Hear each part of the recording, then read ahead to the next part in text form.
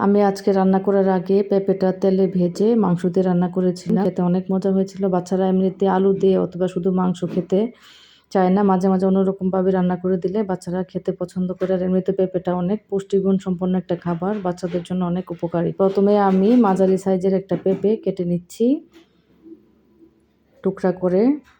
পেঁপেটা স্বাস্থ্যের জন্য অনেক ভালো, বড় ছোট সবার জন্য। এমনিতে পেঁপেটা খেতে একটু পানসা লাগে, আগে একটু তেলে ভেজে নিতে পারলে পেঁপেটা অনেক ভালো লাগে খেতে। আমি পেঁপেটা ভালো করে ধুয়ে নিয়েছি। এবার আমি কড়াইয়ে তেল দিয়ে, তেলে হালকা একটু লবণ এবং হলুদ দিয়ে পেঁপেগুলো ভালো করে ভেজে নিব। পেঁপেগুলো একটু সময় নিয়ে আস্তে আস্তে ভাজতে হবে লাল করে। চুলার আগুন মিডিয়াম আঁচে রাখতে হবে। আমার পেঁপেটা ভাজা হয়ে গেছে। এবার আমি পেঁয়াজ কুচি করে নিচ্ছি। আমার পেঁয়াজ কুচি হওয়ার পরে আমি পাতিলে তেল দিয়ে, তেলে পেঁয়াজ কুচি এবং এলাচ দারুচিনি দিয়ে এবার দিয়ে দিলাম আদা বাটা 2 চামচ, রসুন বাটা 2 চামচ। সবগুলো আমি একটু নেড়ে চেড়ে নিয়ে লবণ দিয়ে দিলাম পরিমাণ মতো। তারপর হলুদের গুঁড়া, জিরার গুঁড়া 1 চামচ করে, মরিচের গুঁড়া এবং ধনিয়ার গুঁড়া দিয়ে দিলাম। এবার সবগুলো মশলা আমি ভালো করে নেড়ে চেড়ে নিচ্ছি। আমি বেশি তেল দিই নাই, একটু তেল দিয়েছি কারণ আমি পেঁপেগুলো আগেই ভেজে নিয়েছি। পেঁপেতে তেল দেওয়া ছিল, এই জন্য কম করে তেল দিয়েছি এখানে। এবার আমি একটু পানি দিয়েছি, পানি দিয়ে আবারও ভালো করে নেড়ে চেড়ে নিচ্ছি, ভালো করে ভেজে নিচ্ছি মশলাগুলো। মশলাটা ভালো করে ভেজে নিলে তরকারিটা খেতে ভালো লাগে।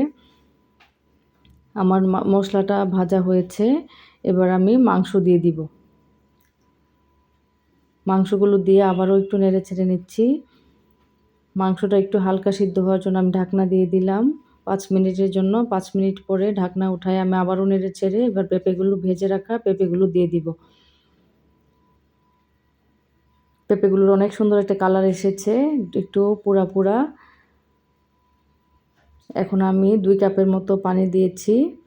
পানি দিয়ে আবারও ঢাকনা দিয়ে দিলাম। এদিকে আমি আলু সিদ্ধ বসিয়ে দিলাম, মিষ্টি আলু রাইস কুকারে বসিয়েছি।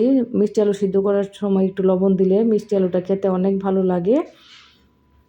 মিষ্টি আলু হতে হতে এদিকে আমার তরকারিটা হয়ে গেছে আলহামদুলিল্লাহ। তরকারিটা দেখতে অনেক সুন্দর হয়েছিল। এবার আমি একটু জিরার গুঁড়া দিয়ে দিচ্ছি নামানোর আগে। নামানোর আগে একটু জিরার গুঁড়া দিলে ফ্লেভারটা ভালো আসে, খেতেও ভালো লাগে।